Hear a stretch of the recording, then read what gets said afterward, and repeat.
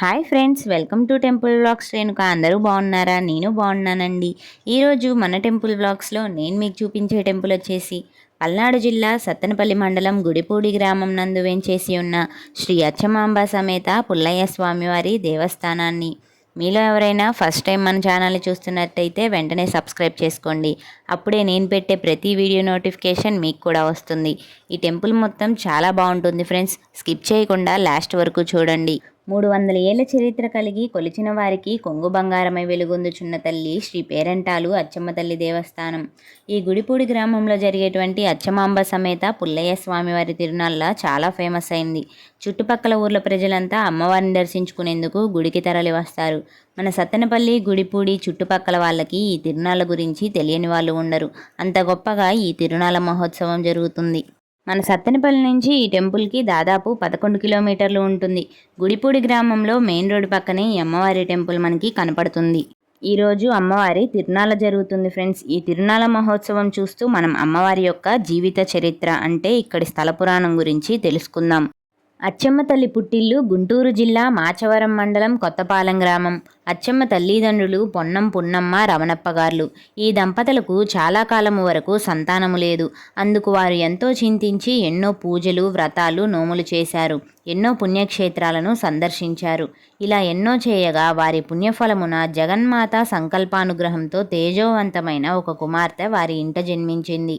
పువ్వు పుట్టగానే పరిమళించినట్టు ఆ తల్లి పుట్టుకతో తల్లిదండ్రులే కాక ఆ పల్లె పాడి పంటలతో పరవశించిపోయింది. ముద్దులొలికే చిరునవ్వుతో, చూడగానే ఆకర్షించే మొహముతో అచ్చమ్మ అనే నామధేయంతో దినదినాభివృద్ధి చెందసాగింది. అచ్చమాంబ చిన్నతనము నుంచే సాధ్వీమ తల్లులు అంటే పతివ్రత శిరోమణుల కథలను వినుట, అలాగే పురాణాలను వినటంలో ఎంతో ఆసక్తి చూపించేది. రోజురోజుకి పెద్దవుతున్న అచ్చమ్మ మేనిమి బంగారు ఛాయతో, మధుర వాక్కులతో అందరి పట్ల ప్రేమానురాగాలతో ఉండేది. అచ్చమ్మని చూసిన ప్రతి ఒక్కరూ ఆకాశం నుండి దిగి వచ్చిన మహాలక్ష్మిలా ఉంది అనుకునేవారు.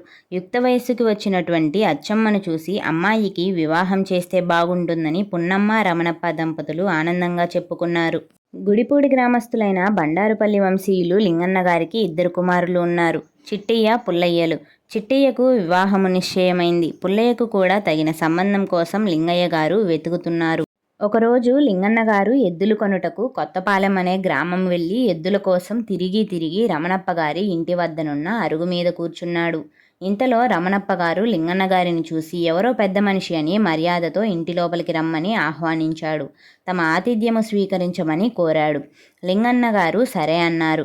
బంగారు మేమి ఛాయతో సంస్కారం ఉట్టిపడుతూ మధుర భాషిణులతో చందమామలాగా మెరిసిపోతున్నటువంటి అచ్చమ్మ యొక్క వినయ విధేయతలను చూసి ఆశ్చర్యపడిన లింగన్న గారు తన 2వ కుమారుడైన పుల్లయ్యకు తగిన జోడీగా భావించి, మంచి మనస్సున్న రమణప్ప గారితో మీతో సంబంధం కలుపుకోవాలి అని అనుకుంటున్నాను.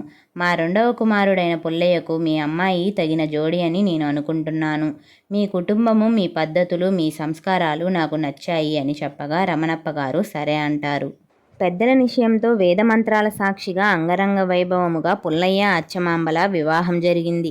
ముల్లోకాల దేవతలు అలాగే భువినున్న పెద్దల ఆశీర్వాదాలతో కన్నుల పండుగగా వివాహం జరిగింది. అత్తవారి ఇంట అడుగు పెట్టిన అచ్చమాంబ తెల్లవారుజామునే లేచి ఇంటి పనులు పూర్తి చేసి స్నానం చేసి పార్వతీదేవి పూజతో పాటు సకల దేవతల పూజలు చేసి ధూపదీప నైవేద్యములతో ఇల్లంతా గంధపు సువాసనలతో దేవాలయాన్ని తలపింపచేసింది. వంట పని, ఇంటి పని అన్నీ బాధ్యతగా నిర్వహిస్తూ అందరినీ గౌరవంగా పలకరిస్తుంది. ఎవరితో ఎటువంటి కలహాలు లేకుండా భర్తకు తగ్గ భార్యలా అచ్చమ్మ మెలిగేది. ఊరి జనమంతా ఆహా, బండారుపల్లి వారి పుణ్యమేమి, ఇంత మంచి కోడలు వచ్చింది. పుల్లయ్య అచ్చమ్మను చూస్తే సాక్షాత్తు శివపార్వతులులాగా ఉన్నారు అని ఊరి జనమంతా అనుకునేవారు. ఇంత మంచి కోడలు రావటం మా పుణ్యమే అని ఇంటిలోని పెద్దలు సంతోషించారు. అచ్చమ్మ ఖాళీగా ఉండే సమయంలో ఇరుగు పొరుగు వారికి మంచి మాటలు చెప్తూ, ఆమెకు తెలిసిన పురాణాలను చెప్తూ వారిని రంజింపజేస్తూ అచ్చమాంబ తన విధులను నిర్వహిస్తూ బండారుపల్లి వారి వంశగౌరవాన్ని నిలబెడుతూ అందరికీ తలలోని నాలుకలాగా మెలిగేది. అచ్చమ్మ అమ్మవారి సత్యనిష్టకు, వాక్సిద్ధికి, ఆమె ప్రవర్తనకి గ్రామ ప్రజలు ముగ్ధులయ్యారు. అచ్చమ్మ శక్తి స్వరూపిణిలా ఆచరించింది. గ్రామంలోని వాళ్ళు ఏ పని చేయాలన్నా పొలంలో పైరు వేసేటప్పుడు అచ్చమ్మ చేతితో విత్తనాలు తాకించుకొని వెళ్ళేవారు. అచ్చమ్మ ఎదురొస్తే శుభం జరుగుతుంది అని నమ్మి, ఆ తల్లి దర్శనంతో మనోధైర్యం కలుగుతుందని వచ్చేవారు. అచ్చమ్మ తల్లి ఎప్పుడూ ఏదో ఒక పని చేస్తూ ఉండేది. సమయాన్ని ఎప్పుడూ వృధా చేయదు. ఆమె ఎప్పుడు ఖాళీగా కనబడుతుందా మాట్లాడుదామని ఆమె వయస్సు వాళ్ళు ఎదురు చూసేవారు. కొంచెం తీరిక దొరకగానే వచ్చి అచ్చమ్మని ఏదో ఒకటి చెప్పమనేవారు.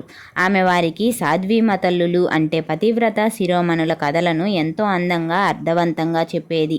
ఒక స్త్రీ సంస్కారము, సత్యనిష్ట, పాతివ్రత్యము యుగయుగములు సూర్యచంద్రులు ఉన్నంతకాలం పతివ్రత శిరోమణుల కథలు వెలుగులనిస్తూ ఉంటాయి అని అచ్చమాంబ తన తోటివారికి వివరించి చెప్పగా విన్నవారందరూ సంతోషముతో వారి ఇళ్లకు వెళ్ళిపోయారు. సామాన్య స్త్రీలకు వలె అచ్చమ్మకి ఆడపడుచుల బాధ తప్పలేదు. నిన్నగాక మొన్న వచ్చిన కోడలికి ఇంత విలువ అని సహించలేకపోయారు. అచ్చమ్మ తల్లిని బాధలకు గురి చేస్తూ పైశాచిక ఆనందాన్ని అనుభవించేవారు. అయినా అచ్చమ్మ తల్లి ఓర్పు సహనంతో అన్నింటినీ భరిస్తూ చిరునవ్వుతో ఉండేది. ఇది ఇలా ఉండగా ఒకరోజు గుడిపూడికి చెందినటువంటి వెంకటజోగి అనే అతనికి ఒక కూతురు ఉంది. ఆమె పేరు పేరమ్మ. ఒకరోజు ఆమెకి సుస్థి చేస్తుంది, అంటే అనారోగ్యం పాలవుతుంది. ఎన్ని వైద్యాలు చేసినా తగ్గలేదు. మూసిన కన్ను తెరవని కూతుర్ని చూసి తల్లిదండ్రులు బాధపడుతున్నారు. కొంతమంది అచ్చమ్మ దగ్గరకు తీసుకుపోమ్మన్నారు. వెంటనే ఆ తండ్రి కూతురిని భుజాన వేసుకొని అచ్చమ్మ దగ్గరికి తీసుకొచ్చారు. ఆ అమ్మాయికి అచ్చమ్మ తల్లి పూజ చేసినటువంటి తీర్థాన్ని తీసుకొచ్చి నోటిలో పోసింది. ఆ అమ్మాయి ఒళ్ళంతా చేతితో నిమిరింది. వెంటనే ఆ అమ్మాయి ఆరోగ్యవంతురాలై కూర్చుంది. కూతురిని చూసి తల్లిదండ్రులు ఎంతో సంతోషించారు. వెంటనే జోగి అచ్చమ్మతో ఇలా అన్నాడు, అమ్మా, నీ రుణం తీర్చుకోలేనిది. నేను ఎప్పటికీ నీకు రుణపడి ఉంటాను అని చెప్తాడు. వెంటనే అచ్చమ్మ సమయం వచ్చినప్పుడు నేను అడిగినది కాదనకుండా నువ్వు చేయాలి అన్నా అని అంటుంది. సరేనంటాడు వెంకటజోగి. అచ్చమ్మ తల్లి మహిమలకు గ్రామ ప్రజలు ఆశ్చర్యపోయారు. చైత్రశుద్ధ పౌర్ణమి కొద్ది రోజులు ఉందనగా ఒకరోజు పార్వతీ పరమేశ్వరులు అచ్చమ్మ తల్లికి కలలో కనిపించి, అమ్మా అచ్చమ్మ, నీవు మా అంశచే జన్మించిన దానవు. నీవు నీ శరీరము వదిలి నీ భర్తతో దేవతవై కలియుగాంతం వరకు పూజలందుకుంటూ నిన్ను నమ్మిన భక్తుల కోర్కెలను తీరుస్తూ పేరంటాలుగా వెలుగొందుతావు తల్లి అని ఆ ఆది దంపతులు అచ్చమ్మ తల్లిని దీవించి తమ కరుణా కటాక్షాలను అందించి అంతర్ధానులయ్యారు. అచ్చమ్మ సర్వము గ్రహించినది. చైత్రశుద్ధ పౌర్ణమి రోజు పుల్లయ్య తన స్నేహితులతో కలిసి చింత చెట్లు తొందరగా ఎవరు ఎక్కి చింతాకు కోస్తారో వారు గెలిచినట్లు అని పందెము పెట్టుకొని గబగబా చెట్టు ఎక్కుతూ జారి కింద పడి పుల్లయ్య మరణిస్తాడు. కలిసి వెళ్ళిన స్నేహితులంతా కలిసి మరణించినటువంటి పుల్లయ్యను తీసుకొని ఇంటి దగ్గరకు వెళ్ళి పనుకోబెడతారు. ఇది చూసిన తండ్రి నా పుత్రుడికి ఇట్లా జరిగిందేంటి అని తల్లడిల్లిపోతున్నాడు. గ్రామ ప్రజలంతా తండోపతండాలుగా వచ్చారు. కానీ అచ్చమ్మ తల్లి తలుపులు వేసుకొని తలస్నానం చేసి పట్టుచీర కట్టుకొని కాళ్లకు పసుపు రాసుకొని కళ్ళకు కాటుక పెట్టి నుదుట కుంకుమ దిద్దుకొని తలలో పువ్వులు ధరించి పార్వతీదేవిలాగా ప్రకాశిస్తూ వెంకటజోగి ఇంటికి బయలుదేరింది. ఇదంతా చూసి అచ్చమ్మ ఆడబిడ్డలు నీవు దేవతవటే దేవతలా సింగారించుకున్నావు అని చేతితో తల మీద మొట్టికాయ వేయబోతే ఆమె చేతివేళ్లు వంకరపోయాయి. అది చూసి అందరూ ఆశ్చర్యపోయారు. ఇలా సింగారించుకుంది ఏంటి అని పలువురు పలు మాటలు అన్నారు. గ్రామ పెద్దలు మామగారు ఏమి చేస్తున్నావు అచ్చమాంబ అని ఆపగా అచ్చమ్మ అందరికీ నమస్కారం పెట్టి నా భర్త లేని జీవితము నాకు లేదు. ఆయనతో నా సర్వస్వము. ఆయన ఎక్కడుంటే అక్కడే నాకు స్వర్గము. నా భర్తతో సహగమనం చేస్తున్నాను. ఇందుకు ఎవరు అడ్డు చెప్పొద్దు అంటుంది. నేను నా భర్తతో చేస్తున్న ఈ యాత్రకు మీరంతా సహకరించండి. అందుకు మీరు ఊరికి తూర్పున నా భర్త మరణించిన చింతతోపులో అగ్ని సంస్కారములు ఏర్పాటు చేయండి. మీరు మీ పనులను త్వరగా చేయమని చెప్పింది. సరే, ఏం జరుగుతుందో చూద్దామని అందరూ తల్లి చెప్పినట్లుగా ఎవరి పనులు వారు చకచకా చేస్తున్నారు. పుల్లయ్యకు స్నానము చేయించి పెండ్లి కుమారుడిలాగా అలంకరించి అగ్నిగుండము దగ్గరకు తీసుకెళ్లారు. పెండ్లి కుమార్తెలాగా అలంకరించుకున్న అచ్చమ్మ వెంకటజోగి ఇంటికి వెళ్ళి, అన్నా, నా పుట్టింటి వారు దూరాన ఉన్నారు. వారు వచ్చేంత సమయం లేదు. నీవు నా పుట్టింటి పసుపు కుంకుమను ఇవ్వు, నా భర్త దగ్గరకు వెళ్తున్నాను అని చెప్పింది. వెంకటజోగి బాధపడుతూ ఇదేంటమ్మా అని అడిగాడు. నీవు నాకు మాట ఇచ్చితివి అన్నా అని అంటుంది అచ్చమ్మ. వెంకటజోగి దంపతులు ఇద్దరూ కలిసి అచ్చమ్మకి పసుపు కుంకుమ ఎండు కొబ్బరి చిప్ప తాంబూలము ఒక కొత్త కండువాలో పోసి మూటగట్టి పుట్టింటి సారగా దుఃఖిస్తూ నీవు లేని గ్రామం ఏమి కావాలి తల్లి అని అడిగాడు. అచ్చమ్మ ఇలా అంటుంది, ఈ గ్రామం నా అత్తవారి ఇల్లు, ఈ గ్రామాన్ని ఎల్లప్పుడూ నేను సంరక్షిస్తూనే ఉంటాను అని ఏడవద్దు అని ధైర్యం చెప్పి గ్రామంలోని చెన్నకేశవ స్వామి ఈశ్వరుని ఆలయాలను దర్శించుకొని అగ్నిగుండము దగ్గరికి వెళ్ళింది. ఊరంతా కదలి వచ్చింది.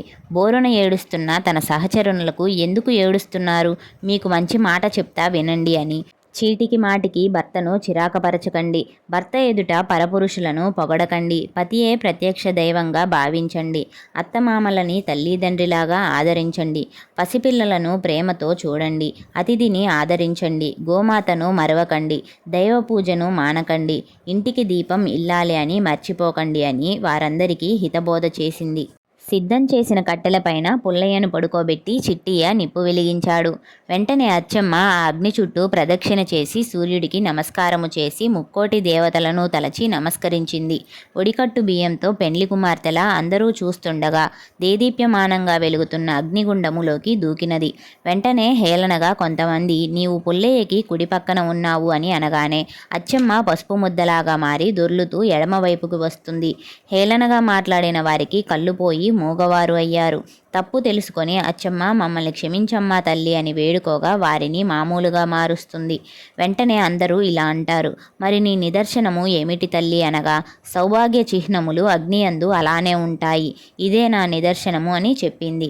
అగ్ని ఆరిన తర్వాత చూస్తే ఆ తల్లి చెప్పినట్టు తాలిబొట్టు మెట్టెలు గాజులు చెక్కు చెదరకుండా మెరిసిపోతున్నాయి. వెంటనే అక్కడ 2 పసుపు ముద్దలు దర్శనమిచ్చాయి. అమ్మవారు అగ్ని ప్రవేశం చేసిన ఆ ప్రదేశాన్ని ఎవరూ తొక్కకుండా ముందు తడికలు కట్టి పైన పందిరిలాగా వేశారు. అప్పటి నుంచి గ్రామ ప్రజలు ప్రతిరోజు అమ్మవారికి దీపారాజన వెలిగిస్తున్నారు. అచ్చమ్మ గ్రామాన్ని ఎప్పుడూ సంరక్షిస్తూ ఉంటుంది. అతివృష్టి అనావృష్టి ఫెను తుఫానులు వచ్చినా గ్రామాన్ని తాకి వెళ్తాయి, కానీ గ్రామానికి ఏ నష్టమూ జరగదు. ఇది అచ్చమ్మ తల్లి మహిమ. కొన్ని రోజులకి పూరి గుడిసె వేశారు. కాలక్రమేణా ఆ గోడలు తొలగించి సున్నం రాయితో కట్టారు. అమ్మవారి మహిమ మారుమూల గ్రామాలకు విస్తరించి అమ్మవారు అగ్నిప్రవేశము చేసిన చైత్రశుద్ధ పౌర్ణమి రోజు ఒకే రాతిలో అమ్మవారిని పుల్లయ్య స్వామి వారిని ప్రతిమలు చెక్కించి గుడిలాగా ఏర్పాటు చేసి పౌర్ణమి రోజు అమ్మవారికి తిరునాళ్ళ ప్రారంభించారు. అమ్మవారి తిరునాళ్ళ అంగరంగ వైభవంగా జరుగుతుంది. గ్రామంలో పెళ్లి జరిగిన ప్రతి ఆడపిల్ల తప్పకుండా అమ్మవారిని దర్శించుకోవాల్సిందే. గ్రామం పెరిగే కొద్దీ గుడి అభివృద్ధి చెందింది. 2008లో అమ్మవారి గుడికి దక్షిణముగా రేకుల షెడ్డు వేసి అందులో అమ్మవారి విగ్రహాలను పెట్టి యథావిధిగా పూజలు నిర్వహించారు. గుడి నిర్మాణం మొదలుపెట్టారు. ఎంతో వైభవోపేతంగా గుడిని నిర్మించారు. 7 ఎకరాలలో అమ్మవారి ఆలయం ఉంటుంది. 2011వ సంవత్సరంలో అచ్చమ్మ పుల్లయ్య స్వామి వారితో పాటు అంకమ్మ తల్లి అమ్మవారిని కూడా గొప్పగా ప్రతిష్ఠా మహోత్సవం జరిగింది. గ్రామంలోని ప్రజలు అమ్మవారి పేరున ఆవును మేకపోతును వదిలిపెడుతున్నాము అని, ఇక దీని భారము నీదే తల్లి, నీకే చెందుతుంది అని వదిలిపెట్టేవారు. అలా వదిలిపెట్టిన ఒక సిరిపోతు పక్కనున్న నందిగం గ్రామంలో మరణించింది. అది మరణించిన 3 రోజులు అయినా చిక్కు చెదరకుండా ఏ దుర్గంధము లేకుండా అమ్మవారి కరుణతో అలానే ఉన్నది. అందుకని ఆ సిరిపోతును అక్కడ సమాధి చేసి అక్కడ అచ్చమ్మ తల్లి విగ్రహాలను ప్రతిష్ఠించి ఆ గ్రామ ప్రజలు అచ్చమ్మ తల్లి మహిమగా తిరునాళ్ళ జరుపుతారు. అమ్మ ప్రేమ అనంతమైనది. విన్నారు కదా ఫ్రెండ్స్ అమ్మవారి యొక్క స్థల పురాణం గురించి. ఇక ఆలయంలో జరిగేటువంటి ఉత్సవ కార్యక్రమాల గురించి తెలుసుకుందాం. దసరా దేవీ నవరాత్రులకు అమ్మవారికి వివిధ రకాల అలంకారాలు చేసి పూజలు నిర్వహిస్తారు. ముఖ్యంగా దేవాలయమునందు చైత్రమాస పౌర్ణమి రోజు అమ్మవారికి 3 రోజులు తిరునాళ్ళ మహోత్సవం జరుగుతుంది. ఈ తిరునాళ్లకు గ్రామ సమీప ప్రజలందరూ అమ్మవారికి పొంగలు సమర్పిస్తారు. అదేవిధంగా శివరాత్రి నుంచి అమ్మవారి తిరునాళ్ళ వరకు అమ్మవారి దీక్ష స్వీకరిస్తారు. కార్తీక మాస పౌర్ణమి రోజు అమ్మవారికి స్వామివారికి అంగరంగ వైభవంగా కళ్యాణ మహోత్సవం నిర్వహిస్తారు. ఈ దేవాలయం యొక్క టైమింగ్స్ వచ్చేసి ప్రతిరోజు ఉదయం 8 గంటల నుంచి 11 గంటల వరకు ఉంటుంది. అలాగే సాయంత్రం 6 గంటల నుంచి 7 గంటల వరకు ఉంటుంది. ఆదివారం రోజు ప్రత్యేకంగా ఉదయం 6 గంటల నుంచి 1 గంట వరకు ఉంటుంది. మళ్ళీ సాయంత్రం 6 గంటల నుంచి 10 గంటల వరకు ఉంటుంది. చూశారు కదా ఫ్రెండ్స్, గుడిపూడి శ్రీ అచ్చమాంబ సమేత పుల్లయ్య స్వామివారి దేవస్థానాన్ని. మరి మీలో ఎంతమందికి ఈ టెంపుల్ తెలుసో కామెంట్ చేయండి. ఈ వీడియో కనుక మీకు నచ్చినట్టయితే లైక్ చేయండి, షేర్ చేయండి, కామెంట్ చేయండి. ఇలాంటి మరెన్నో టెంపుల్ వ్లాగ్స్ కోసం వెంటనే మన ఛానల్ని సబ్స్క్రైబ్ చేసుకోండి.